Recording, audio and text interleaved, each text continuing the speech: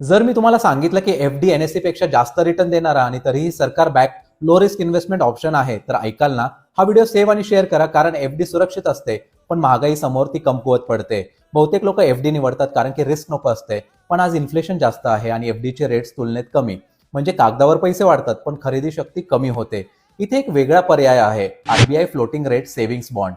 हे बॉन्ड्स थेट सरकारकडून येतात, म्हणजे सेफ्टी एफडी सारखीच. फरक कुठे आहे?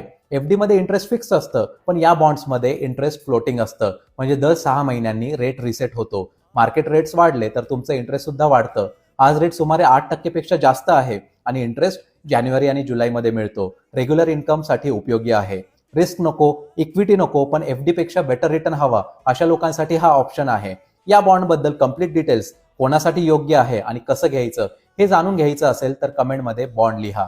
अशाच प्रॅक्टिकल आणि कन्फ्युजन क्लिअर करणाऱ्या बिझनेस आणि फायनान्स इन्साइटसाठी व्यापारी मित्र रोहितला फॉलो करा.